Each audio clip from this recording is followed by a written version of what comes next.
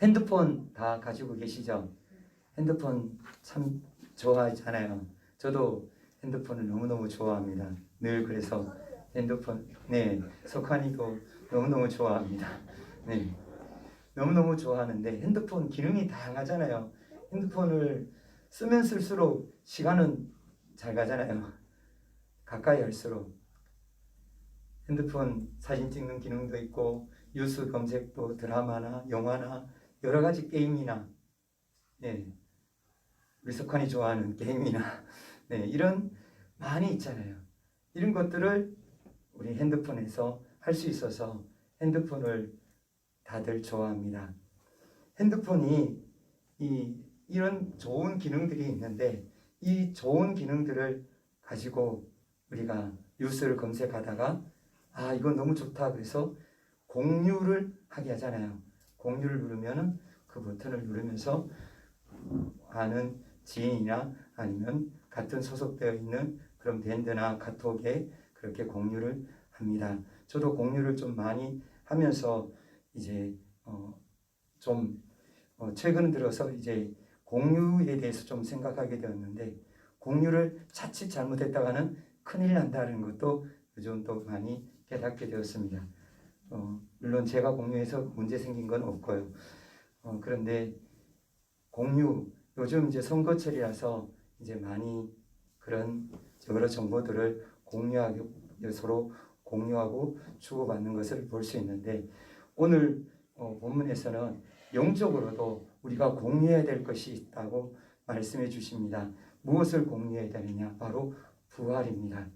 부활을 우리가 공유하라고 오늘 말씀해 주시는데 부활이 도대체 무엇인지 부활이 어떤 것인지 우리가 이 시간 알아보고 우리가 부활을 공유하는 은혜를 이 시간 우리 다 같이 누리길 원합니다. 우리가 부활이 무엇인지 우리 다 같이 먼저 부활에 대해서 알아보도록 하길 원합니다. 부활에 대해서 먼저 배경 말씀입니다. 1절에서 4절 말씀입니다. 안식일이 다 지나고 안식 후 첫날이 되려는 새벽에 막달라 마리아와 다른 마리아가 무덤을 보려고 갔더니 큰 지진이 나며 주의 천사가 하늘로부터 내려와 돌을 불려내고 그 위에 앉았는데 그 영상이 번개같고 그 옷은 은같이 희건을 지키던 자들이 그를 무서워하여 떨며 죽은 사람과 같이 되었더라. 아멘. 안식일이 지났다라고 이야기하면서 시간이 언제인지 밝혀주고 계십니다. 예수님께서 순환을 당하시고 예수님께서 우리 죄를 위해서 십자가에서 그 몸이 찢기시고 그리고 예수님께서 그 피를 쏟으시고 이제 오후 3시 지나서 이제 운명하시죠. 금요일 운명하시고 이제 3일이 지난 오늘 안식일 지나고 첫째 날입니다. 안식일이 지나고 그 다음 날 이 일입니다. 그때 그 여인들이 어디를 가냐면 예수님이 장사 지내고 묻혀져 있는 그 무덤으로 여인들이 향합니다. 그 여인들이 누구냐면 막달라 마리아와 그리고 다른 마리아라고 이렇게 소개가 되어 있는데 요셉과 야고보의 어머니 마리아 그리고 다른 마리아들 살로메라든지 여러 마리아들이 많이 있습니다. 그 마리아들이 같이 이제 무덤으로 향합니다. 새벽 미명에 일찍이 출발해서 무덤으로 갑니다. 무덤에 가는 목적이 무엇이냐? 오늘 여기 본문에서는 그 목적에 대해서 말씀해 주지 않으셔요. 그런데 그 목적이 향유를 붓기 위해서 가는 것입니다. 왜 향유를 붓느냐? 이스라엘 유대인들의 관습에는 죽은 자들에게는 향유를 붓게 되어 있어요. 우리 마리아가 나드 향유 한 옥합을 깨뜨려서 주님께 그때 부어서 머리에 붓고 발에 씻은 것 그거 기억나시죠? 그 나드 향유를 부어서 시체를 거기에 부어서 그 시체가 썩는 냄새도 나지 않고 그렇게 그 향유를 부어서 장례하는 그런 관습이 있었어요. 그런 것을 관행이 있어서 이제 부어야 되는데 그때 이 지켜보았던 그 여인들이 있었죠.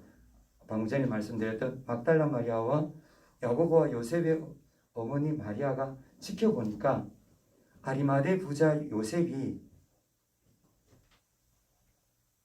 향유를 붓지 않는 거예요. 세마포로 싸고 다른 것은 다 했는데 향유를 붓지 않았어요. 그래서 이 여인들이 그 향유를 부으려고 이 안식 후 첫째 날 이렇게 향유를 준비해서 이제 간 겁니다. 무덤에 가서 향유를 부으려고 했는데 무덤에는 무엇이 있죠? 돌문이 막혀 있잖아요. 거기에 그 대제사장들이 보낸 로마 군병들이 그 돌문을 임봉했잖아요. 그리고 경비병이 지키고 있잖아요. 거기에 가서 이제 예수님의 시체에 향유를 부으려고 갔는데 그때 놀라운 일이 일어난 것입니다. 바로 지진이 일어나고 그리고 거기에 천사가 등장하는 거예요. 거기에 돌문이 열리는 거예요. 천사가 돌문에 앉아 있는 거예요. 천사가 돌문에 앉아 있는 그 모습을 본 경비병들은 어떻게 되었다고 말씀하시냐? 4절을 보면 얼어버렸어요. 경비병들은 두려워서 덜덜 떨고 있어요. 역시 나가버렸어요.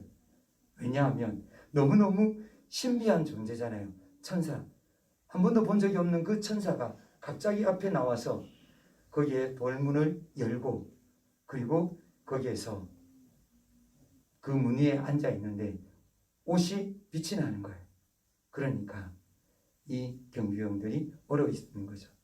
그리고 그 얼어 있는 경비병들은 옆에 두고 그때 그 자리에 누가 도착했느냐? 여인들이 도착했어요. 여인들이 도착해서 보니까 돌문이 열려 있고 그 천사가 그 위에 앉아 있는 거예요. 그것을 본 여인들이 다가갔죠. 천사들에게 두려워서. 물론 이 여인들 또한 천사를 보면 두렵죠. 그래서 천사들이 이제 여인들에게 말을 합니다. 무슨 메시지를 던지느냐? 천사들이 와서 메시지를 말씀하시는 것 5절에서 7절 말씀입니다. 천사가 여자들에게 말하여 이르되 너희는 무서워하지 말라. 십자가에 못 박힌 예수를 너희가 찾는 줄을 내가 아노라. 그가 여기 계시지 않고 그가 말씀하신 대로 살아나셨느니라. 와서 그가 누우셨던 곳을 보라. 또 빨리 가서 그의 제자들에게 이르되 그가 죽은 자 가운데서 살아나셨고 너희보다 먼저 갈릴리로 가시나니 거기서 너희가 배우리라 하라. 오라 내가 너희에게 일렀느니라 하거늘. 아멘. 천사가 빈 무덤을 보라는 거예요. 빈 무덤을 보고 깨달으라는 거예요. 뭘 깨달으냐면 죽으신 예수님이 살아나셨다는 거예요. 죽은 사람이 살아나는 경우가 흔한 건 아니잖아요. 그런데 그것을 통해서 천사가 죽으신 그 자리에 누워 계셔야 될 예수님의 그 시체가 없는 빈 무덤을 보면서 깨달으라는 거예요. 한번 태어난 사람은 반드시 죽고 이 세상이 그 육신이 죽음으로써 끝난다라고 그렇게 육신의 죽음에 대해서 그렇게 이야기하는데, 그런데 그 죽음에 대해서 그 빈 무덤에 대해서 이야기를 하고 그 다음에 이제 우리에게 죽음에 대해서 한번 생각을 해보게 하십니다. 죽음, 우리는 피할 수 없습니다. 한번 태어난 이상 피할 수 없는 것이 죽음인데 이 죽음이 왜 우리에게 온다고 생각해 보신 적이 있으십니까? 우리는 왜 죽습니까? 그냥 태어났으니까 죽는다라고 생각하십니까? 아니면 우리가 죽는 이유가 있을까요? 성경은 우리에게 분명히 말씀하십니다. 태초에 하나님께서 우리를 창조하셨을 때 우리는 영원히 사는 존재로 창조되었습니다. 그런데 아담과 하와가 하나님께서 먹으면 정령 죽는다고 한 바로 그 선악과를 먹음으로 그때부터 죽음이 우리에게 들어오기 시작했습니다. 로마서 5장 12절 말씀을 보면 그러므로 한 사람으로 말미암아 죄가 세상에 들어오고 죄로 말미암아 사망이 들어왔나니 이와 같이 모든 사람이 죄를 지었으므로 사망이 모든 사람에게 이르렀느니라. 아멘. 모든 사람은 흙으로 와서 흙으로 돌아가야 됩니다. 왜 돌아가야 되느냐? 바로 죄 때문에. 죄가 들어오기 전에는 죽지 않고 살 수 있는 존재였지만 죄로 말미암아 사망이 우리에게 들어와서 우리는 영원히 사는 존재가 아니라 한번 태어난 이상 반드시 죽는 존재로 바뀌었습니다. 그래서 죽을 수밖에 없게 된 것이죠. 그런데 이 죽음은 누구나 거부할 수 없고 그렇게 죽게 되어 있는데 그 죽음 이후에 다시 부활하셨다는 것을 그것을 천사들이 이야기하는 거예요. 주님이 부활하셨다고 말씀하시는 거예요. 주님이 부활하셨다. 주님은 어떻게 부활하실 수 있었을까요? 세상의 모든 사람들은 다 죽으면 이제 잠자면 다시 살아나지 않는데 주님은 우리 주님 예수님은 어떻게 다시 살아나실 수 있었을까요? 바로 죄가 없기 때문입니다. 죄가 없으신 주님, 히브리서 4장 15절 말씀에 우리에게 있는 대제사장은 우리의 연약함을 동정하지 못하실 이가 아니요 모든 일에 우리와 똑같이 시험을 받으신 이로되 죄는 없으시니라. 아멘. 예수님은 우리하고 똑같은 성정을 가지고 똑같은 몸, 혈과 육을 가지셨어요. 그러나 예수님은 다른 점이 딱 하나 있었어요. 바로 죄가 없다는 것입니다. 예수님은 죄를 짓지 않으셨어요. 그리고 죄가 예수님께 전혀 없었던 것입니다. 그런데 예수님께서 왜 죽으셨냐는 거예요. 그러면 죽지 않아야 되잖아요. 왜 예수님께서 죽으셨냐는 거예요. 예수님이 죽으신 것은 예수님의 죄 때문에 죽은 것이 아닙니다. 바로 온 인류, 저와 여러분을 포함해서 우리 모든 사람의 죄를 대신해서 예수님께서 죽어주신 것입니다. 예수님이 죽으심은 우리의 죄를 위해서 대신해서 죽으셔야 했기에 주님은 죽으신 것입니다. 그런데 죄가 없는 예수님이 무덤에 묻히셨습니다. 사망이 예수님을 가둬야 되는데 영원히 가둘 수가 없어요. 왜 가둘 수 없느냐? 죄가 없기 때문에. 그 죄 없으신 예수님은 부활하십니다. 주님은 사망의 권세를 깨뜨리시고 당당하게 부활하여 다시 살아나십니다. 그렇게 예수님은 부활하셔서 천사들을 통해서 여인들에게 그 부활의 증거를 우리에게 빈 무덤을 통해서 보여주시는 것입니다. 그 여인들이 그 빈 무덤을 보면서 주님이 부활하셨음을 깨달으라고 천사는 그렇게 이야기를 한 것이죠. 그런데 너무너무 놀라운 것은 그 당시에 증인들 하면 남자는 증인이 되는데 여자들은 증인으로 인정하지 않았어요. 그런 여인들에게 천사가 증인을 사라는 거예요. 누구에게 가서 말하라고요? 제자들에게 가서요. 증인으로 가서 예수님이 부활하신 증인이 되라고 그렇게 천사가 말씀하는 거예요. 그러니까 이해가 되지 않잖아요. 왜냐하면 앞에서 말씀드린 것처럼 증인으로 인정해 주지도 않는데 어떻게 그 여인들에게 예수님이 부활하신 것을 증거하라고 그렇게 증인을 세우셨을까요?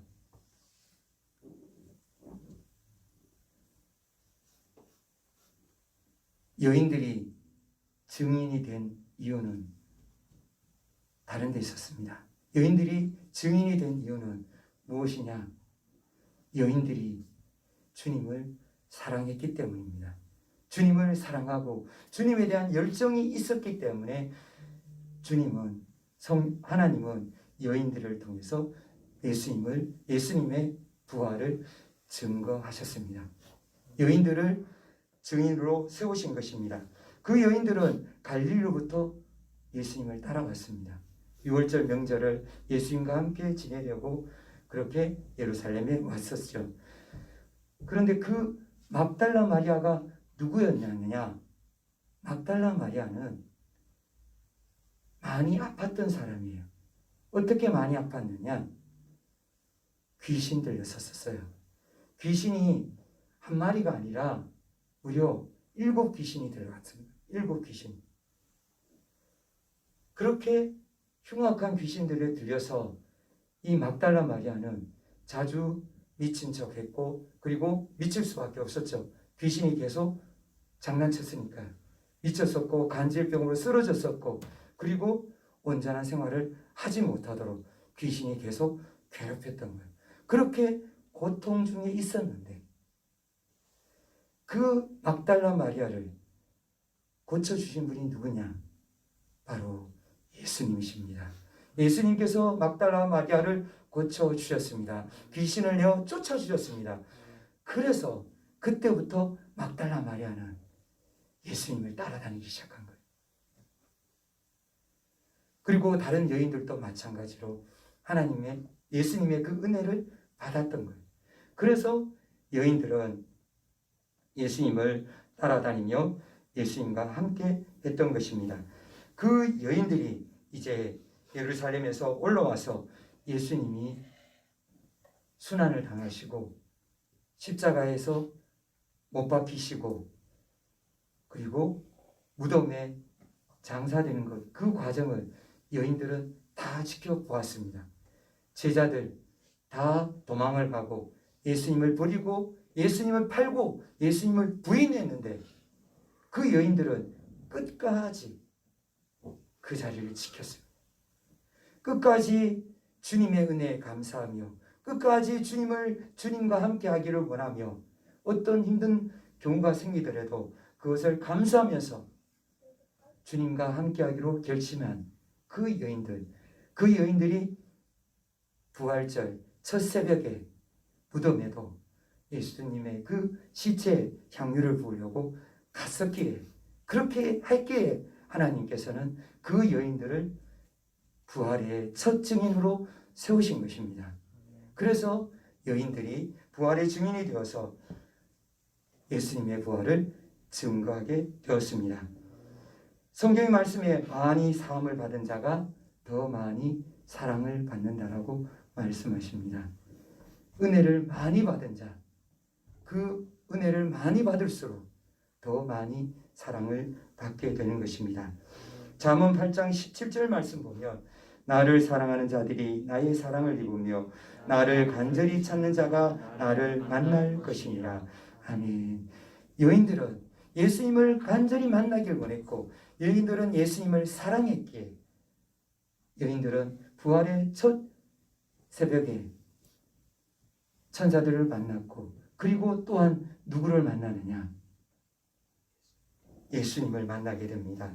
8절에서 9절입니다. 그 여자들이 무서움과 큰 기쁨으로 빨리 무덤을 떠나 제자들에게 알리려고 다름질 날새 예수께서 그들을 만나 이르시되 평안하냐 하시거늘 여자들이 나아가 그 발을 붙잡고 경배하니 이에 예수께서 이르시되 무서워하지 말라 가서 내 형제들에게 갈릴리로 가라 하라 거기서 나를 보리라 하시니라. 아멘. 여인들은 천사의 명령에 의해서 제자들에게 달려갑니다. 달려갈 때 누가 나타나느냐? 평안하냐? 여인들을 부르는 그 음성이 들립니다. 예수님이 나타나실 겁니다. 예수님이 여인을 향해서 평안하냐? 그렇게 예수님이 물으십니다. 그러자 여인들이 달리다가 다 돌아봤죠. 돌아보니까 누군가요? 예수님. 부활하신 예수님이 눈앞에 보이는 거예요. 그러자 여인들이 너무너무 기쁨으로 여인들이 예수님의 발을 붙잡고 경배를 합니다. 이때까지 천사를 보면서 무덤에서 예수님의 시체를 보지 못해서 무서워했고, 그리고 예수님이 없는 그곳이 무서웠었는데, 거기에서 벗어나 이제 제자들한테 달려가고 있는 그들에게 큰 기쁨이 임한 것입니다. 주님이 만나 주신 것입니다. 부활의 주님께서 여인들이 얼마나 사랑하시는지 아시고 여인들에게 나타나 보여주셨던 것입니다. 그래서 여인들이 부활의 주님을 만나는 또 첫 증인들이 됩니다. 부활의 증거, 빈 무덤만 보았는 것이 아니라, 천사만 만난 것이 아니라 부활의 주님을 첫 번째 만난 그 주인공도 바로 이 여인들이 됩니다. 그런데 이 여인들 다음으로 부활의 증인들이 이제 많이 나오죠. 그 증인들이 그 첫 번째 증인, 그 다음 증인이 누구냐? 이제 여인들이 가서 제자들에게 이야기합니다. 예수님이 부활하셨습니다. 우리가 예수님 만났습니다.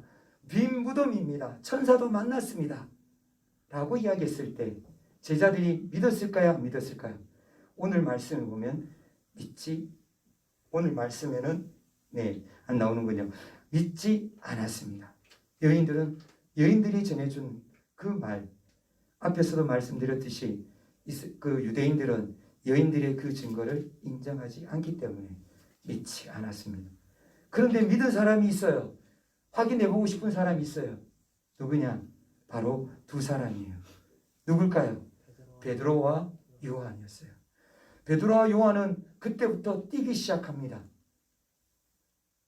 요한이 더 빨리 뛰었어요. 무덤 앞으로 달려갔어요. 무덤에 가서 딱 보니까 빈 무덤이에요. 돌문도 열려 있어요. 그런데 거기에 요한이 들어가지 못했어요. 왜냐하면 아마 두려움 때문에 못 들어가는 것 같아요. 그런데 그 다음에 베드로가 쫓아와요. 베드로가 들어가서 무덤 안에 먼저 들어가요. 베드로가 들어가서 확인해요. 세마포는 있는데 주님이 없는 거예요.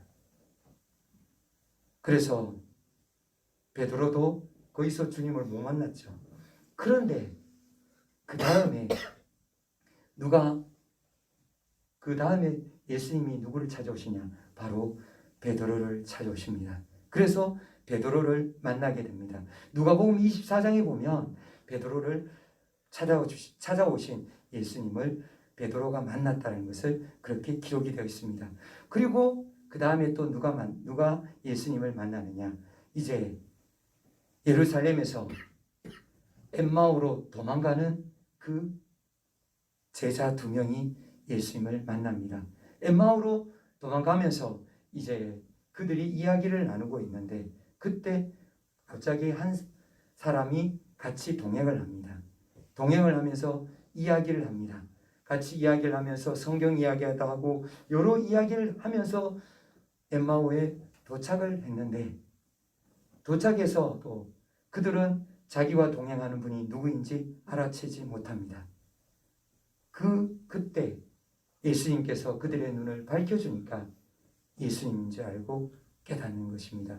그 제자 두 명이 누군지는 이름이 밝혀지지 않았습니다. 그러나 그 제자 두 명이 이제 다시 예루살렘으로 쫓아옵니다. 쫓아와서 제자들이 머물러 있는 그곳을 가서 주님이 부활하셨습니다. 우리가 보았습니다. 라고 부활의 증인이 됩니다. 그리고 이제 그런데 제자들은 역시 믿지 못하죠. 제자들은 믿지 못하는데 이제 도마 빼고 10명의 제자가 거기에 모여 있을 때였어요. 그때 예수님께서 또 안식 후 첫날에 이렇게 주일날 모여 있는데 그 자리에 예수님께서 들어오십니다. 들어오셔서 요한복음 20장 19절에 이날 곧 안식 후 첫날 저녁 때에 제자들이 유대인들을 두려워하여 모인 곳에 문들을 닫았더니 예수께서 오사 가운데에 서서 이르시되 너희에게 평강이 있을지어다. 아멘. 그 닫힌 문들 사이에로 그 벽을 뚫고 예수님이 들어오셨습니다. 예수님께서 들어오셔서 예수님이 평안하냐, 평강이 있을지어다. 그렇게 예수님은 또 인사를 나누면서 제자들에게 부활하신 모습을 보여주셨습니다. 그리고 그 모습을 통해 우리에게 우리가 어떻게 부활할 것인지를 분명히 보여준 것입니다. 우리가 부활하는 것,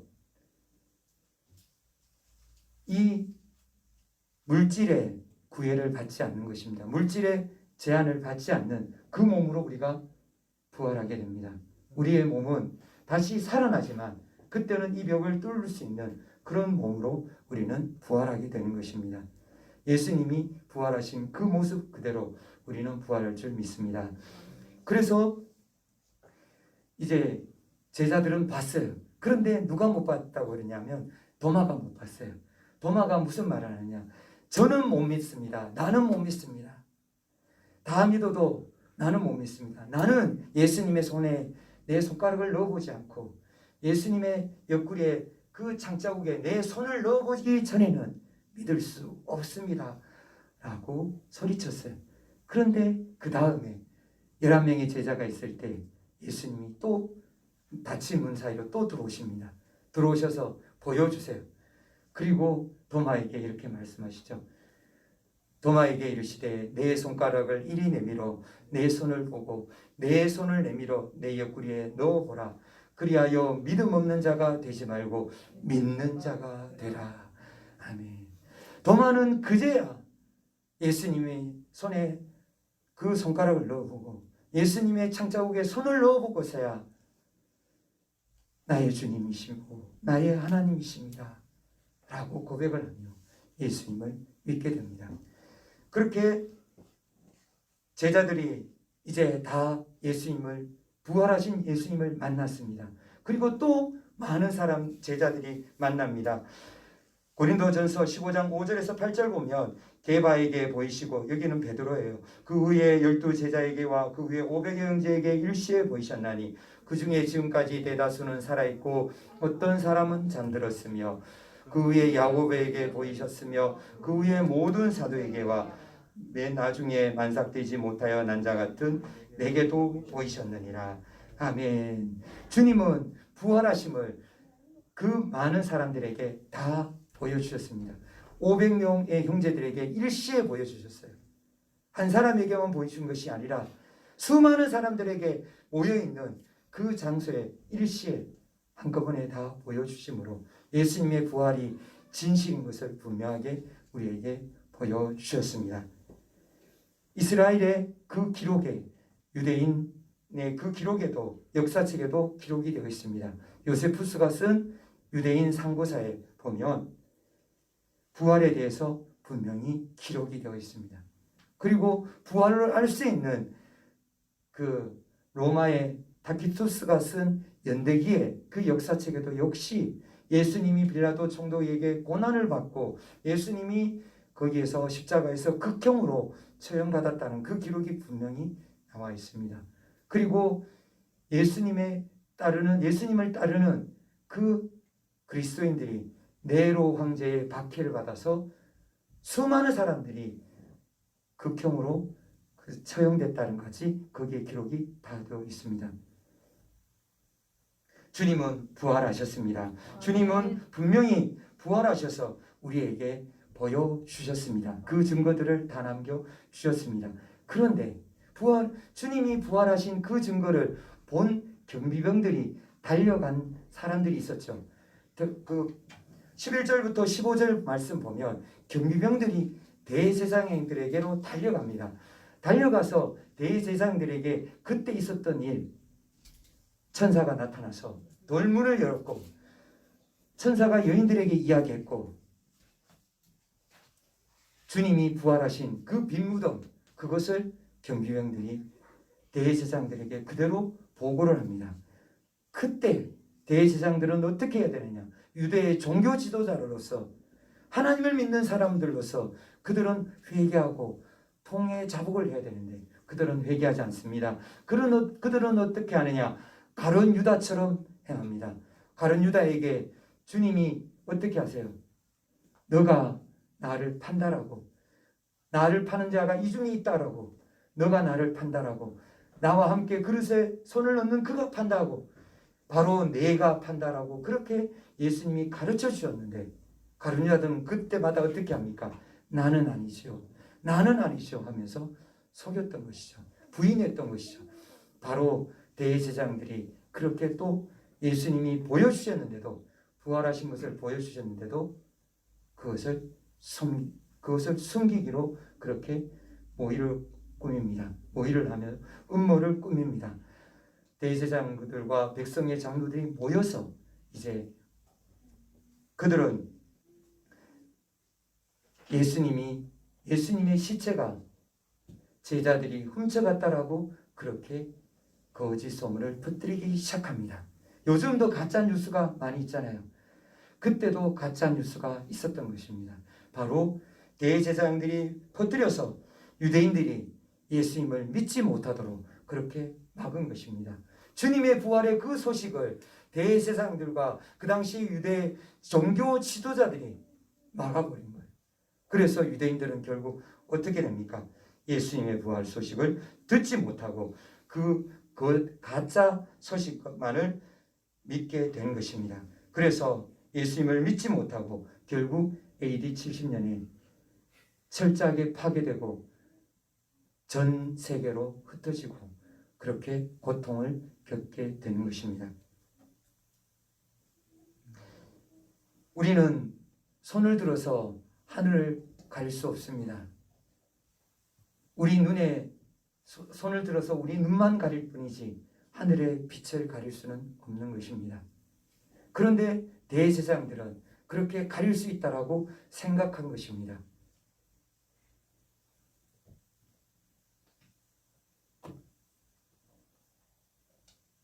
대제사장들이 그렇게 거짓 소문을 퍼뜨렸고 예수님의 부활을 막았을 때 제자들은 어떻게 했느냐? 19절 말씀 보면 그러므로 너희는 가서 모든 민족을 제자로 삼아 아버지와 아들과 성령의 이름으로 침례를 베풀고 아멘. 예수님이 말씀하신 모든 민족으로 제자를 삼으라는 그 말씀에 순종합니다. 그래서 제자들은 어떻게 하느냐? 전 세계로 흩어집니다.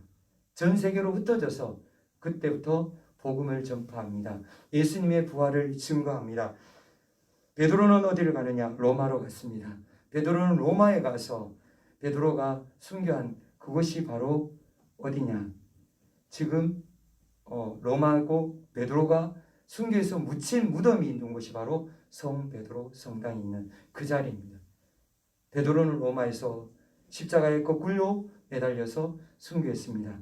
그리고 야고보는 예루살렘에서, 마태는 에티오피아에서, 그리고 바돌로메는 아르메니아에서 순교를 당하는데 바돌로메가 너무너무 고통스럽게 순교를 당합니다. 산채로 묶여있는 상태에 바돌로메의 그 피부 껍질을 다 벗깁니다. 피부를 벗겨서 그래서 바돌로메를 죽입니다. 그 극형에 바돌로메는 순교당하게 됩니다. 그리고 안드레는 그리스에서, 도마는 인도에서 창에 찔려 죽습니다. 그 모든 제자들이 다 이렇게 순교하게 된 것입니다. 그 제자들만 순교한 것이 아닙니다. 함께 있었던 부활의 증인들, 그 증인들과 기독교가 공인되기 전인 주후 313년 전까지 로마의 10명의 그 황제들에 의해서 10명의 황제들이 가장 극심하게 그리스도인을 핍박합니다. 그 핍박 그들을 통해서 수백만 명의 그리스도인들이 순교를 당합니다. 순교를 당하면서 끝까지 그들이 부인하지 않고 끝까지 시인하며 끝까지 주님 앞에 주님의 부활을 외쳤습니다. 주님이 다시 살아나셨다는 것을 굳게 선포하고 믿었던 것입니다.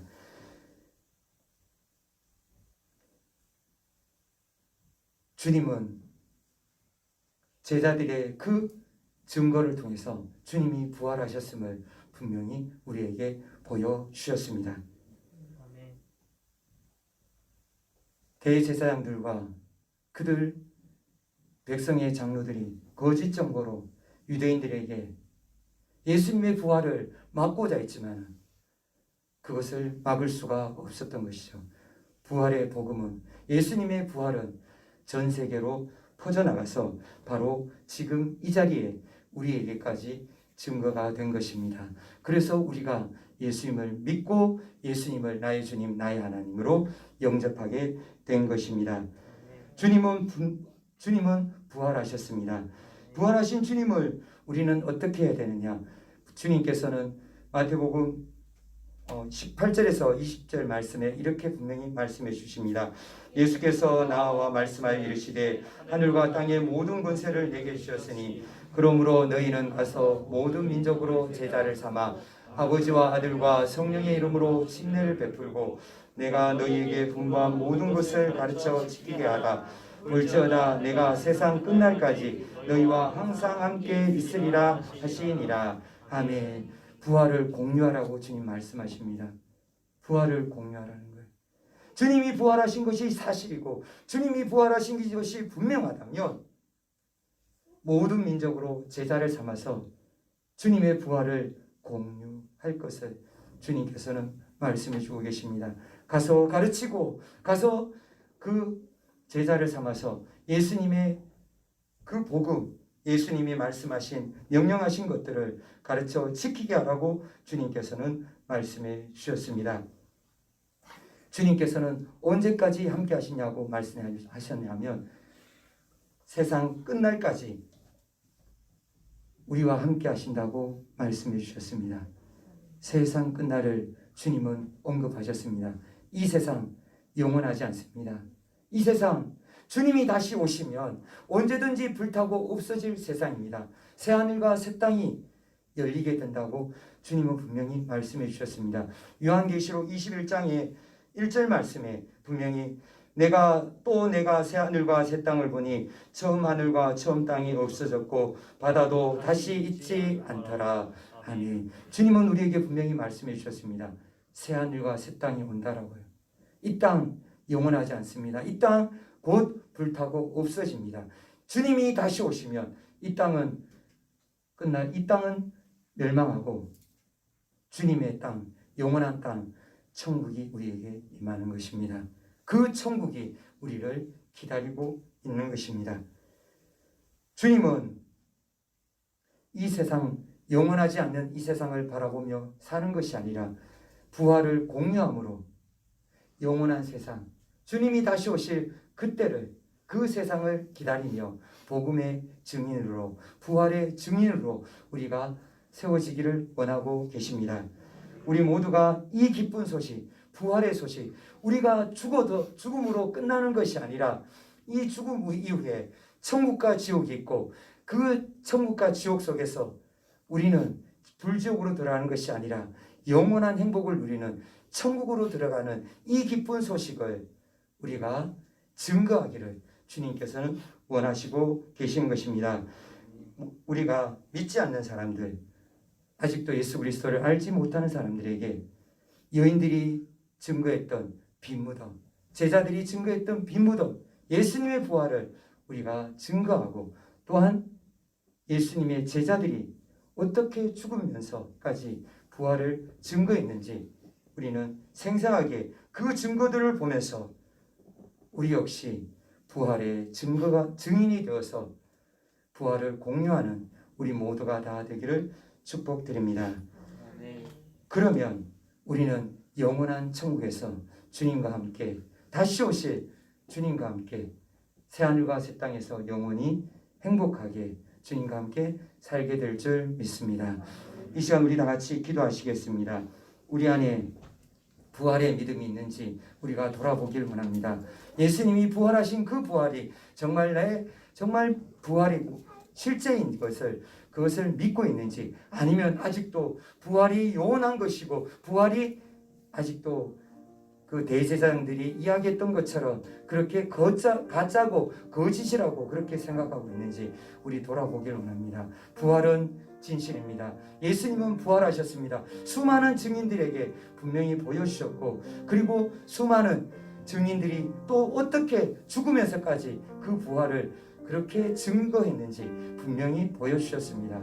주님의 부활 진실입니다. 우리 다같이 주님의 부활이 온전히 우리 안에서 실제로 이루어질 수 있도록, 우리가 부활하신 주님을 바라볼 수 있도록 우리가 기도하시고, 또 세종시와 나라와 민족의 복음화와 그리고 열방의 복음화를 위해서, 그리고 코로나19의 소멸을 위해서 우리 다같이 주여 부르시면서 기도하시겠습니다.